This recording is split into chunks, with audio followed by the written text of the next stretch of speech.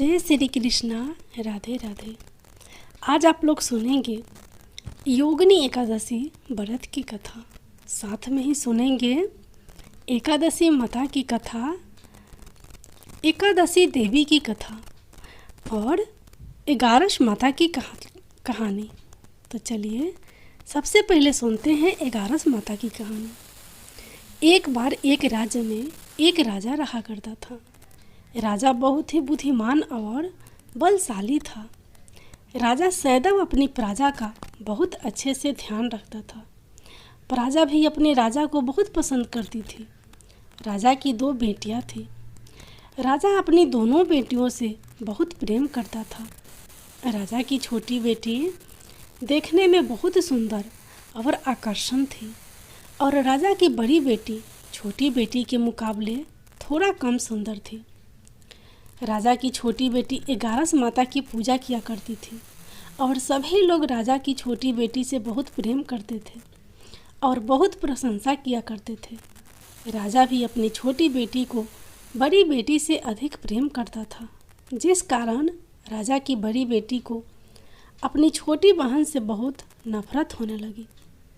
राजा की दोनों बेटियां जब बड़ी हो गई तब एक पड़ोस राज्य में रहने वाला राजकुमार राजा की बड़ी बेटी के लिए रिश्ता लेकर आया। लेकिन जैसे ही उस राजकुमार की नज़र राजा की छोटी बेटी पर पड़ी तो वह राजकुमार राजा की छोटी बेटी पर आकर्षण हो गया और उससे पहली नज़र में प्रेम कर बैठा। उस राजकुमार ने राजा की बड़ी बेटी के साथ विवाह करने से मना कर दिया और उसने राजा से कहा कि मैं आपकी छोटी बेटी से विवाह करना चाहता हूँ। जिसके बाद राजा की बड़ी बेटी यह देखकर अपनी छोटी बहन से बहुत क्रोधित हो गई और राजा की बड़ी बेटी ने अपनी छोटी बहन को अपना सबसे बड़ा दुश्मन मान लिया।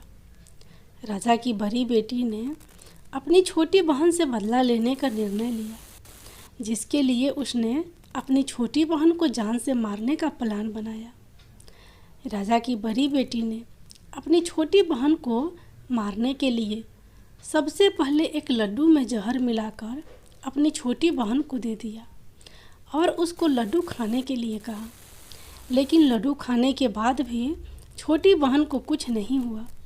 बड़ी बहन यह देखकर बहुत आश्चर्यचकित हो गई, लेकिन बड़ी बहन ने हार नहीं मानी और उसने जब रात में छोटी बहन अपने कमरे में सो रही थी तब एक मटके में सांप रहकर उसे कमरे में छोड़ दिया।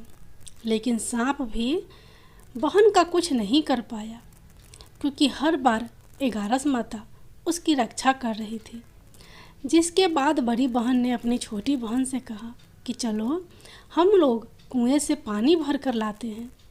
जिसके लिए वह अपनी छोटी बहन को पानी भरने के बहाने कुएं के पास ले गई और उसने अपनी छोटी बहन को कुएं में धक्का दे दिया। लेकिन छोटी बहन को तब भी कुछ नहीं हुआ, क्योंकि उस बार भी 11 माता उसकी रक्षा कर रही थी और उधर बड़ी बहन अपने सारे प्रयासों के बाद असफल हो रही थी, जिससे वह बहुत क्रोधित होती जा रही थी। फिर उसने अपनी छोटी बहन के पास जाकर उससे खुद ही पूछा कि मेरी छोटी बहन, तुमको पता है भगवान ने सबकी मृत्यु एक निश्चित समय पर लिखी हुई है और कैसे तुम्हारी मृत्यु होगी, क्या तुम यह जानती हो? तब छोटी बहन ने अपनी बड़ी बहन को बताया कि हाँ, मैं तो जानती हूँ कि मेरी मृत्यु कैसे होगी।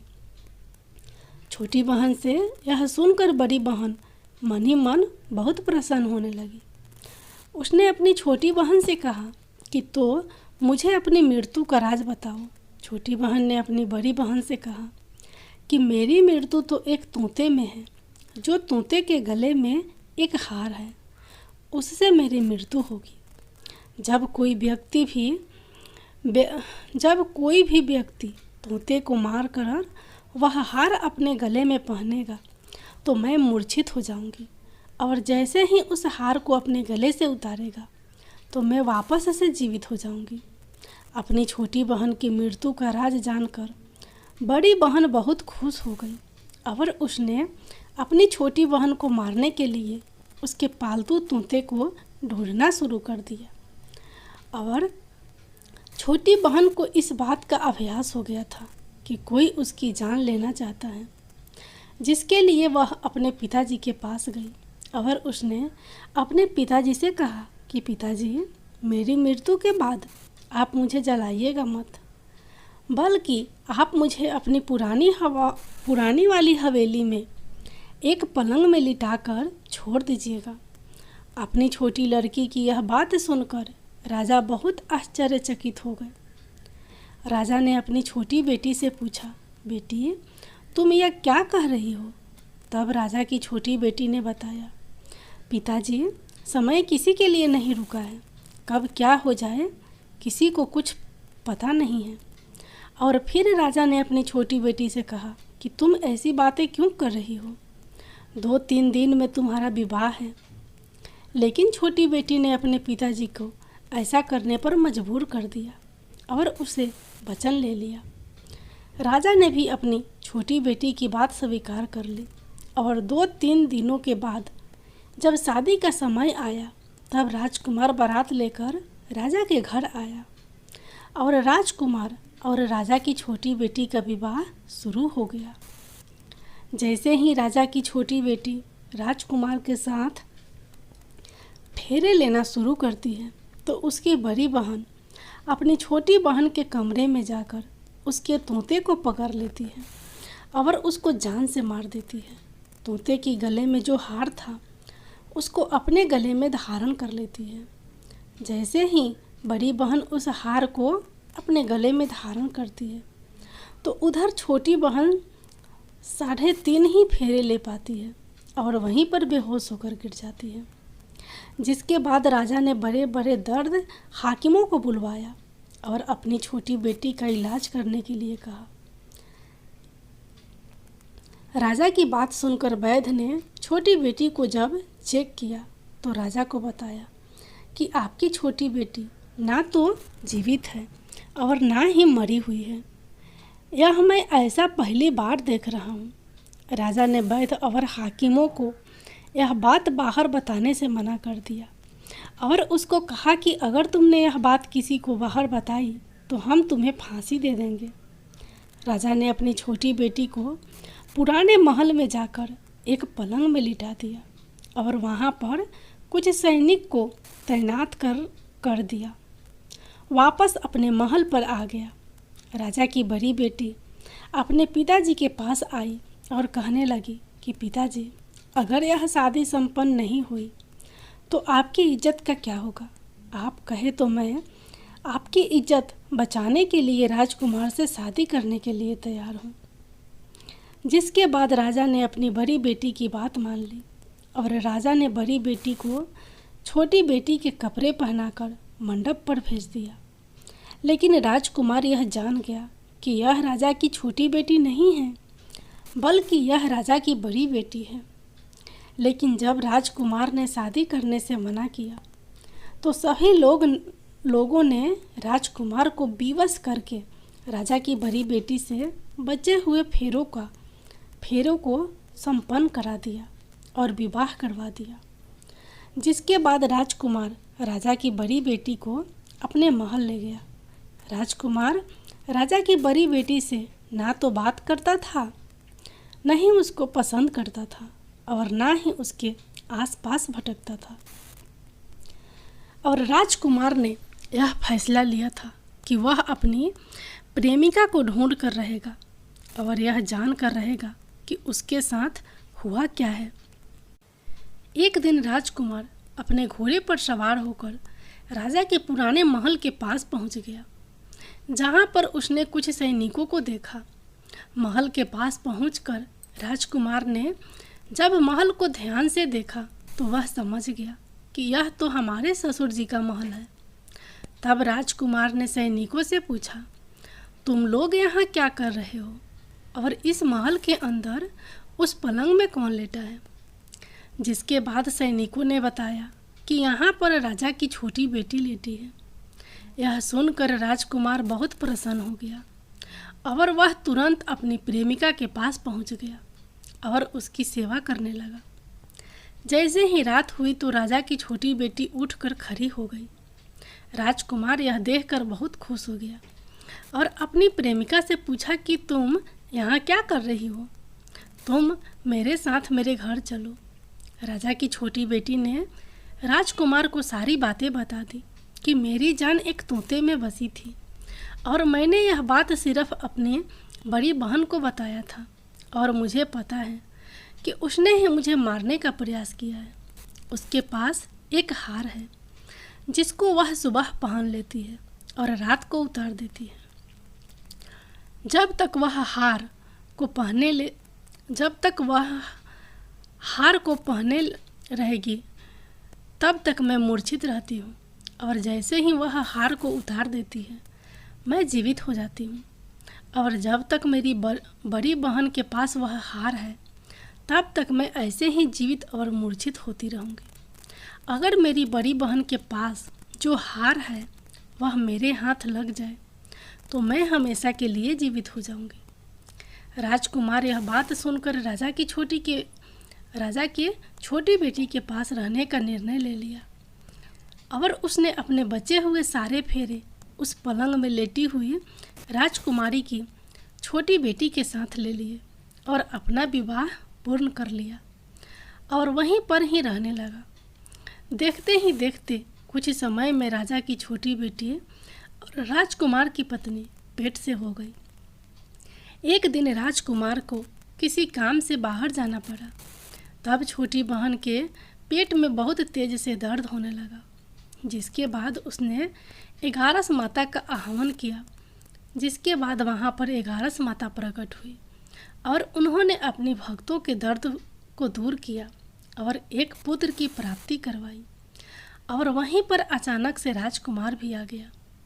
राजकुमार ने 11 माता को देखा तो वह आश्चर्यचकित हो गया और उसने तुरंत माता को प्रणाम किया। और 11 माता ने राजकुमार से कहा कि जब तुम्हारा पुत्र 5 वर्ष का हो जाए तो तुम अपनी पत्नी का हार लाकर इसके गले में डाल देना। और देखते ही देखते राजकुमार और राजा की छोटी बेटी का पुत्र 5 वर्ष का हो जाता है। तो राजकुमार अपने बेटे से कहता है कि बेटा, मैं कुछ काम से बाहर जा रहा हूँ, तुम अपनी माता का ध्यान रखना। और वहाँ से चला जाता है। राजा को बाहर निकलता देख बड़ी बहन के सैनिक देख लेते हैं और बड़ी बहन को जाकर सारी बातें बता देते हैं। जिसके बाद बड़ी बहन अपनी छोटी बहन के पुत्र को वहाँ से उठवा लेती है और उसको मरवा देती है। छोटी बेटी के पुत्र के 2 टुकड़े करवा देती है। पहला टुकड़ा चक्की के पास छुपा देती है और दूसरा टुकड़ा अपनी पलंग के नीचे रख लेती है। अब 11 माता भिखारी का रूप लेकर आती हैं।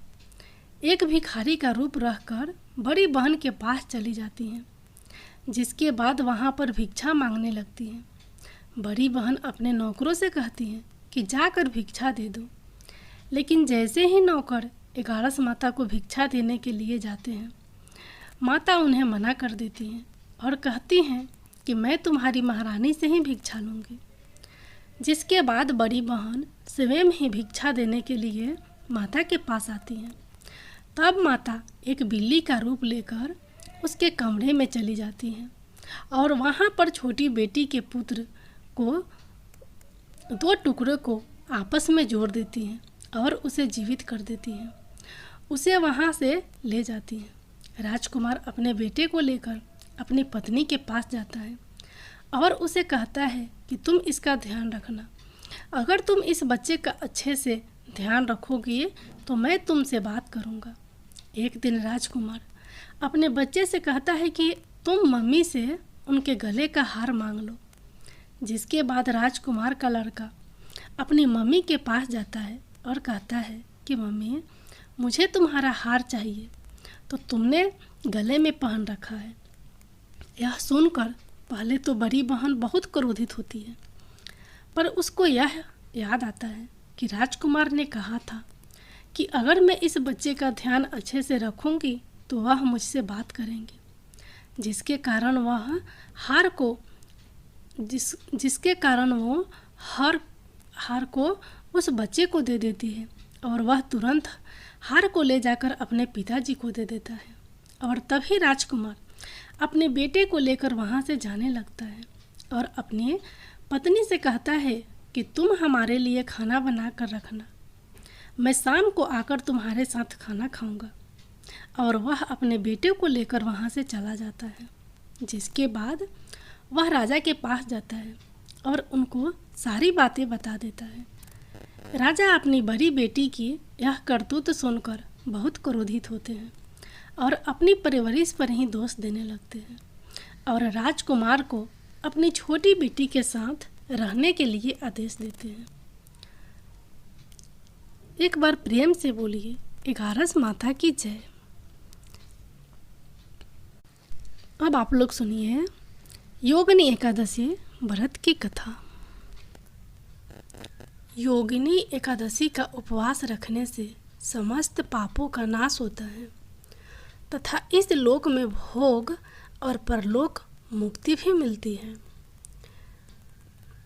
महाभारत काल की बात है कि एक बार धर्मराज युधिष्ठिर ने भगवान श्री कृष्ण से कहा, हे त्रिलोकीनाथ, मैंने ज्येष्ठ माह के शुक्ल पक्ष की निर्जला एकादशी की कथा सुनी। अब आप कृपया करके आषाढ़ माह के कृष्ण पक्ष की एकादशी की कथा सुनाइए। इस एकादशी का नाम तथा महात्मा क्या है, सो अब मुझे विस्तार पूर्वक बताएं। श्री कृष्ण ने कहा, हे पांडु पुत्र, आषाढ़ माह के कृष्ण पक्ष की एकादशी का नाम योगिनी एकादशी है। इसके व्रत से सभी पाप नष्ट हो जाते हैं। यह व्रत इस लोक में भोग तथा परलोक में मुक्ति देने वाला है। हे धर्मराज, यह एकादशी तीनों लोकों में प्रसिद्ध है। इसके व्रत के प्रभाव से सभी पाप नष्ट हो जाते हैं। तुम्हें मैं पुराण में कही हुई कथा सुनाता हूँ, ध्यानपूर्वक श्रवण करो। कुबेर नाम का एक राजा अलकापुरी नाम की नगरी में राज्य करता था। वह शिव भक्त था। उनका हेममाली नामक एक यक्ष सेवक था जो पूजा के लिए फूल लाया करता था। हेममाली की विशालाक्षी नाम की अति सुंदर स्त्री थी। एक दिन वह मानसरोवर से पुष्प लेकर आया, किंतु कामासक्त होने के कारण पुष्पों को रखकर अपनी स्त्री के साथ रमन करने लगा। इस भोग विलास में दोपहर हो गई। हेममाली की राह देखते देखते जब राजा कुबेर को दोपहर हो गई तो उसने क्रोधपूर्वक अपने सेवकों को आज्ञा दी कि तुम लोग जाकर पता लगाओ कि हेममाली अभी तक पुष्प लेकर क्यों नहीं आया। जब सेवकों ने उसका पता लगा लिया तो राजा के पास जाकर बताया, हे राजन, वह हेममाली अपनी स्त्री के साथ रमन कर रहा है। इस बात को सुन राजा कुबेर ने हेममाली को बुलाने की आज्ञा दी। डर से कांपता हुआ हेममाली राजा के सामने उपस्थित हुआ। उसे देखकर कुबेर को अत्यंत क्रोध आया और उसके होठ फरफराने लगे। राजा ने कहा, अरे अधम, तूने मेरे परम पूजनीय देवों के भी देव भगवान शिवजी का अपमान किया है। मैं तुझे श्राप देता हूँ कि तू स्त्री के वियोग में तड़पे और मृत्यु लोक में जाकर कोढ़ी का जीवन व्यतीत करे। कुबेर के श्राप से वह तक्षण स्वर्ग से पृथ्वी पर आ गिरा और कोढ़ी हो गया। उसकी स्त्री भी उससे बिछड़ गई। मृत्यु लोक में आकर उसने अनेक भयंकर कष्ट भोगे, किंतु शिवजी की कृपा से उसकी बुद्धि मलिन न हुई और उसे पूर्व जन्म की भी सुध रही। अनेक कष्टों को भोगता हुआ तथा अपने पूर्व जन्म के कुकर्मों को याद करता हुआ वह हिमालय पर्वत की तरफ चल पड़ा। चलते चलते वह मकरंद ऋषि के आश्रम में पहुंचा। वह ऋषि अत्यंत वृद्ध तपस्वी थे। वह दूसरे ब्राह्मण के समान प्रतीत हो रहे थे और उनका वह आश्रम ब्रह्मा की सभा के समान शोभा दे रहा था। ऋषि को देखकर हेममाली वहाँ गया और उन्हें प्रणाम करके उनके चरणों में गिर पड़ा। हेममाली को देखकर मकरंद ऋषि ने कहा, तूने कौन से निष्कर्म किए हैं जिससे तू कोढ़ी हुआ और भयानक कष्ट भोग रहा है। महर्षि की बात सुनकर हेममाली बोला, हे मुनि श्रेष्ठ, मैं राजा कुबेर का अनुचर था। मेरा नाम हेममाली है। मैं प्रतिदिन मानसरोवर से फूल लाकर शिव पूजा के समय कुबेर को दिया करता था। एक दिन पत्नी सहवास के सुख में फंस जाने के कारण मुझे समय का ज्ञान ही नहीं रहा और दोपहर तक पुष्प ना पहुंचा सका। तब उन्होंने मुझे श्राप दिया कि तू अपनी स्त्री का वियोग और मृत्यु लोक में जाकर कोढ़ी बनकर दुख भोग। इस कारण मैं कोढ़ी हो गया हूँ तथा पृथ्वी पर आकर भयंकर कष्ट भोग रहा हूँ। अतः कृपया करके आप कोई ऐसा उपाय बतलाएं जिससे मेरा मुक्ति हो जाए। मकरंद ऋषि ने कहा, हे हेममाली, तूने मेरे सम्मुख सत्य वचन कहे हैं, इसलिए मैं तेरे उद्धार के लिए एक व्रत बताता हूँ। यदि तू आषाढ़ माह के कृष्ण पक्ष की योगिनी नामक एकादशी का विधि पूर्वक व्रत करेगा तो तेरे सभी पाप नष्ट हो जाएंगे। महर्षि के वचन सुन हेममाली अति प्रसन्न हुआ और उनके वचनों के अनुसार योगिनी एकादशी का विधान पूर्वक व्रत करने लगा। इस व्रत के प्रभाव से अपने पुराने स्वरूप में आ गया और अपनी स्त्री के साथ सुखपूर्वक रहने लगा। भगवान श्री कृष्ण ने कहा, हे राजन, इस योगिनी एकादशी की कथा का फल 88,000 ब्राह्मणों को भोजन कराने के बराबर है। इसके व्रत के प्रभाव से सभी पाप नष्ट हो जाते हैं और अंत में मोक्ष प्राप्त करके प्राणी स्वर्ग का अधिकारी बनता है। एकादशी माता की जय। अब आप लोग सुनिए एकादशी देवी की कथा। मूर नाम का एक दैत्य था। रावण और कंस की तरह वह भी बड़ा आतंक मचाता था। स्वर्ग में देवों सहित सभी को पीड़ा देता था। सब लोग उससे रक्षा मांगकर श्रीमन नारायण के शरण में गए। भगवान ने कहा, मैं उसे संभालता हूँ, चिंता मत करो।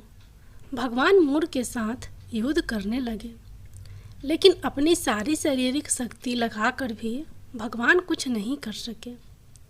भगवान को युद्ध के मैदान से पलायन करना पड़ा। वे हिमालय की एक गुफा में छिप गए। मूर भी उनका पीछा करते हुए वहां पहुंच गया। भगवान ने ध्यान करना शुरू किया और उनके मन से एक शक्ति उत्पन्न की। उनकी मानसिक शक्ति, इस शक्ति ने बाहर आकर मूर को अपनी तलवार से मार डाला।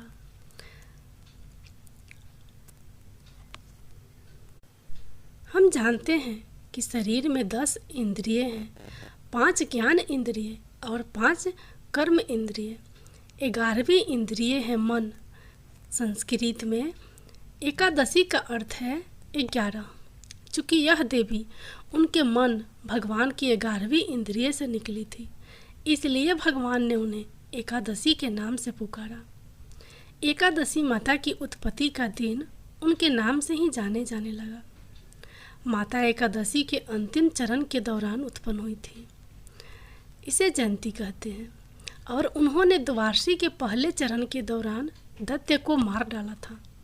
इसे समरंती कहते हैं। भगवान ने घोषणा की कि एकादशी के दौरान देवी के इस महान कार्य के कारण पूरे जगत में कोई भी पाप नहीं रहेगा। लेकिन पाप तो पहले से ही है।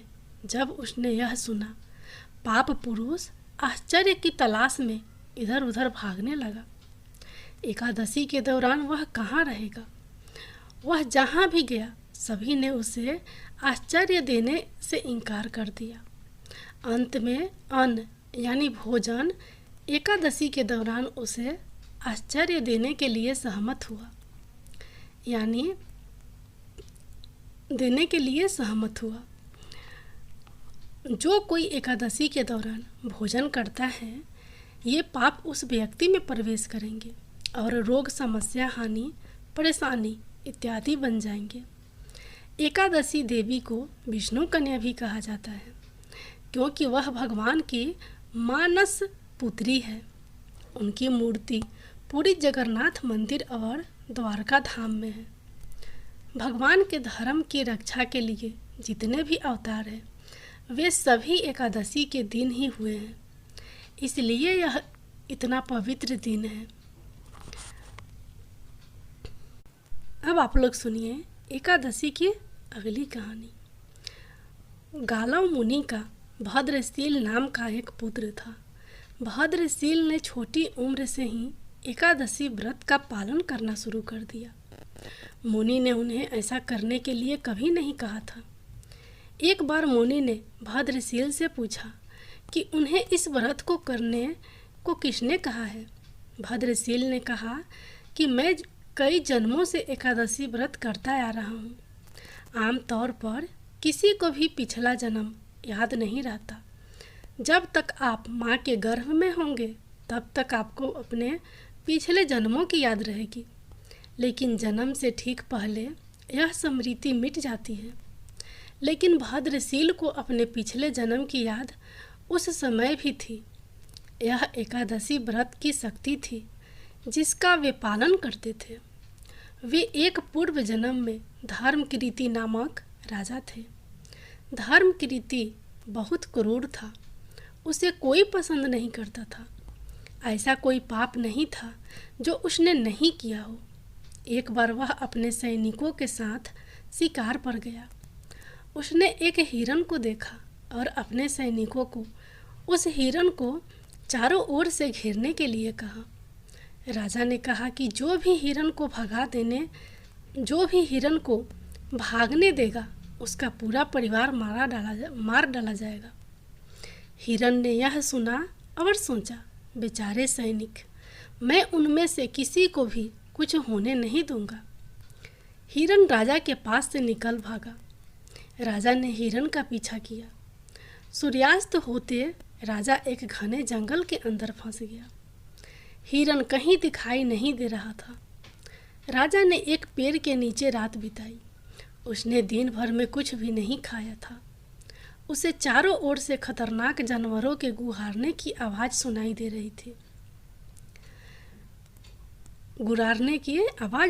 रही थी। वह सो नहीं सका। राजा ने डर से श्री हरि परमात्मा से प्रार्थना करना शुरू कर दिया। फिर सुबह होते ही उसकी मृत्यु हो गई। यमदूत आए और उसे यमराज के पास ले गए। यमराज ने पूछा, तुम लोग इन्हें यहाँ क्यों लाए हो? इनका स्थान वैकुंठ में भगवान महाविष्णु के बगल में है। लेकिन राजन, यह तो महापापी है। नहीं, वह सब चला गया है। ये अब पवित्र है। जिस दिन उनकी मृत्यु हुई वह एकादशी थी। उन्होंने दिन भर उपवास किया और रात में जागते हुए श्री हरि का स्मरण किया। उनके सारे पाप दूर हो गए, वे पवित्र हो गए। यमराज ने स्वयं एक स्वर्ण रथ बुलवाया और राजा को वैकुंठ भेज दिया। जब लोगों को इस बारे में पृथ्वी पर पता चला तो वे सभी एकादशी का पालन करने लगे। पालन करने के लिए और अधिक उत्साहित हो गए। एकादशी माता की जय हो।